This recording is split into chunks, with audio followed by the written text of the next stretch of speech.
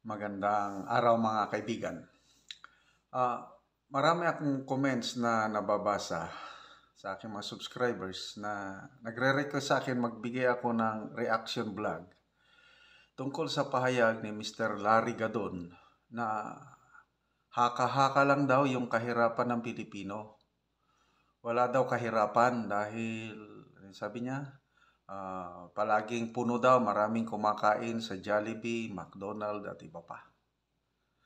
Okay, so ang masasabi ko lang is itong si Gadon at saka sama na rin natin ang presidente na nag-appoint sa kanya, iniinsulto nila ang mga mahihirap.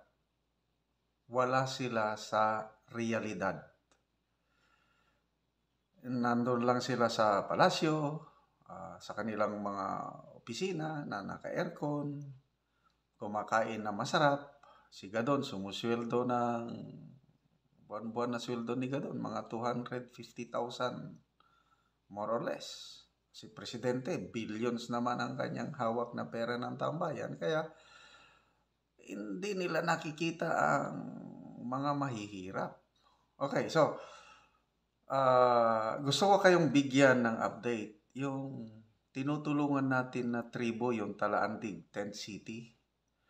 Nako, nung una, nakagraduate na sila sa hunger kasi yung tanim na sayote, namumunga na, binibenta na nila sa highway. Solved na ang kanilang poverty and hunger dahil may tanim eh. Kailan dumaan po ang El Nino. Grabe, halos 4 to 5 months na walang ulan. So anong nangyari sa mga tanim nilang sayote? Wala na, hindi na nakabunga dahil walang tubig. Yun, nagsimula ulit silang magutom. Hirap na naman dahil sa El Nino. Okay, last week nagbigay tayo, mula nung nag-El Nino, palagi tayong nagbibigay ng bigas weekly sa mga naghihirap na tao sa Talandig, Tent City. Panoorin nyo itong short video na ito, then ituloy ko ang aking reaction kay Mr. Gadon at PBBM na nang iinsulto sa mga mahihirap. Okay, magandang gabi po. So, nandito kami sa Tagbak. Ito na gabi na kami dumating dito, but kailangan namin i-distribute para may magamit na sila masaing. So, nandito ngayon. So, si Ate Ising, anong masasabi mo? Anong masasabi mo kay Ma'am Teresa Tanyag? Salamat sa bugas nga gipadala ni Ma'am Teresa Tanyag. Hinaot pa hantod sa hantod moabot ang panalangin nila din sa amo kay mo. Ay nakatag ka namo dako pasalamat kay maluwas mi sa mga Antol siya kuan sir makanas nga maoy nagdala dire og daghan nga among pangabuhian dire og asa ang among mga balay sir makanas giampo namo antol sa antol magpabilin siya magdala sa amo og pasulubong parianing among bugas naluwas mi sa natagan ning among panyapon. Okay, so Naot pa sir makanas dili malimot sa amo kay naghandon sa sa iyaha og kanus amin niya balika diri sa sitio Malipayon Team City. okay, daghang salamat. So, bibigyan na lang sa kwan. So, itong mga sako, ito na yung per family. So, ano tawag nito? So, sinishare nila equally.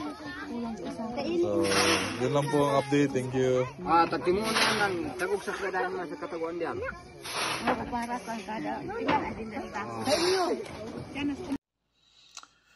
So, salamat po sa inyong panonood sa ating mga videos.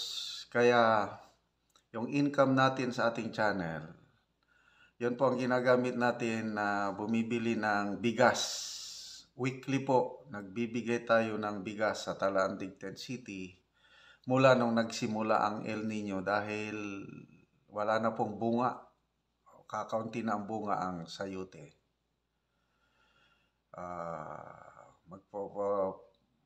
Mayo. Siguro by hanggang June pa yung ating pag-supply sa kanila ng bigas. Ngayong Mayo, nagsimula ng ulan. So dahil sa ulan, okay, yung sayote, yung dating namumunga, yung daming bunga ng una, namatay, nalaya, nalaylay. Yung sanga, dahon, wala na. Kailangan ang sayote po, buhay na buhay yung roots. Naghihintay lang ng ulan. Ngayong naulanan na, ayun, nag-sprout na naman, nagsaringsing sa Ilocano, sa ano ba sa Tagalog? Saringsing, saringit, nag-sprout. So ngayon, tumutubo na, kailangan lang abunuhan, nagbili na rin tayo ng abuno para babalik yung dating production. So, expected mga end of June pa makabunga ulit ang mga sayutihan sa Talandig, Tent City. And then by July, yun na, babalik na yung dati na halos weekly mag-harvest sila at ibebenta na lang along the highway kasi madami na silang suki, yung mga small time na vegetable negosyante sa mga bayan-bayan, doon na pumupunta, bumibili ng sayote sa kanila kasi 5 pesos per kilo lang ang sayote.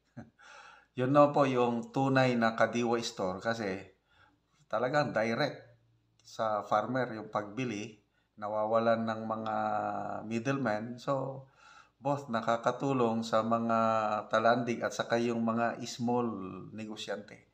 Nawawala yung middleman. So, again, salamat sa inyong pagsubaybay sa ating channel. Tuloy-tuloy po ang pagtulong natin sa mga mahirap na sabi ni Mr. Gadon, haka-haka lang daw. Sana po, Mr. Gadon, mabisita nyo ang mga tribo sa Mindanao, sa Bukidnon.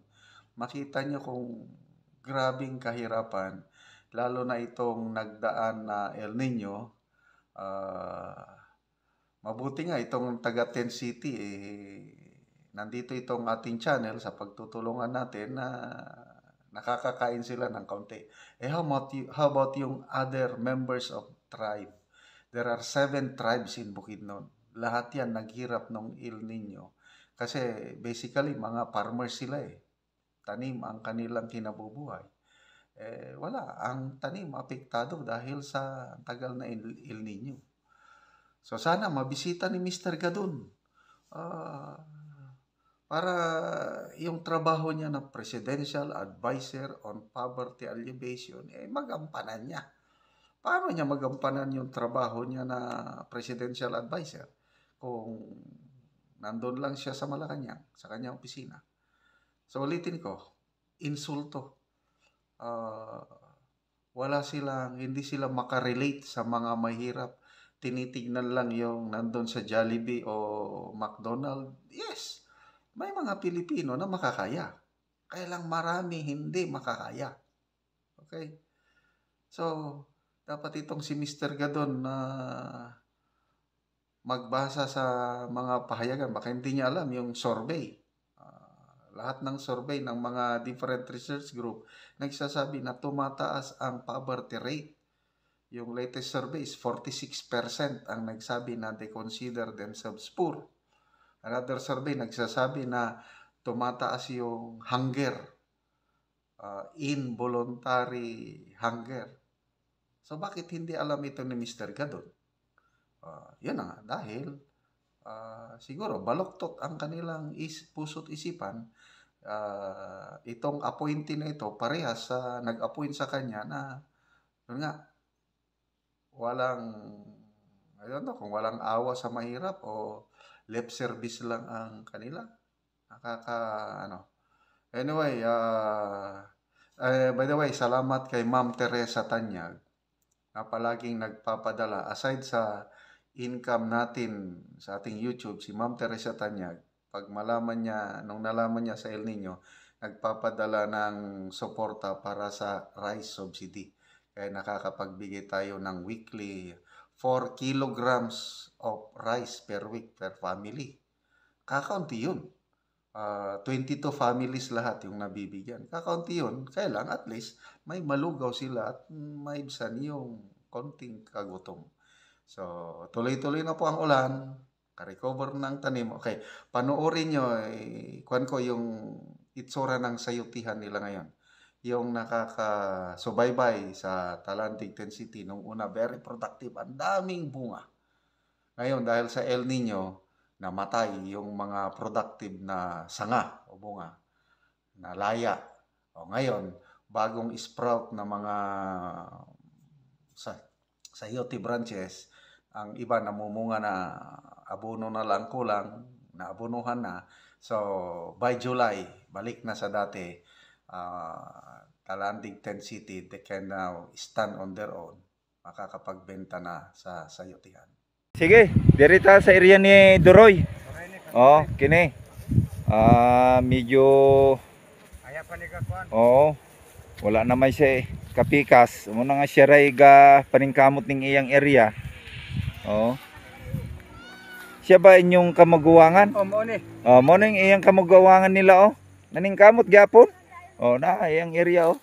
Dili pa kayo pero naay bag-o kayong udlot niya oh. Oh, aya pa Tambok. ni pastor ka. Oh. Kuan ang kuan. Ang mga udlot niya kanang oh salingsing. Sige at least nga naa. Makarbis pud ka og sa kasako. Oh, kung 10 ang kilo, di mayo na lang ay. Oh, oh kana iyan no, manaw bag-o. Okay na. Oh sige, kang Duroy ni, Duroy. Malugpaw. Unahon nato kang Adis. Oh. Adis ang ngalan niya? Adis, Apelyido? laytay. Talaytay. Oh, Adis nga Talaytay. Oh, kani oh, bago pa siya iya.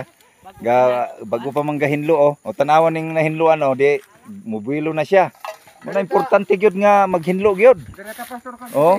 Oh, Ana. Ana. Mo ni kang Karon pa ni Adis nga Talaytay. Oh, na naman pud noon bunga noon. Oh. Na naman. Oh. Oh, gahinlo na sila oh. Kang gano ni. Iya pastor. Oo.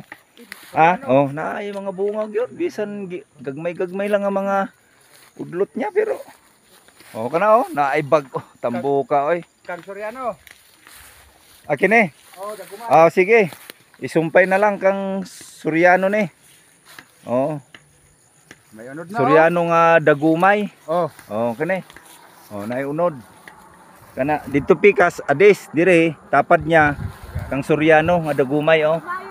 Ang iyang asawa nga pinakagwapa mao si Sister Ising.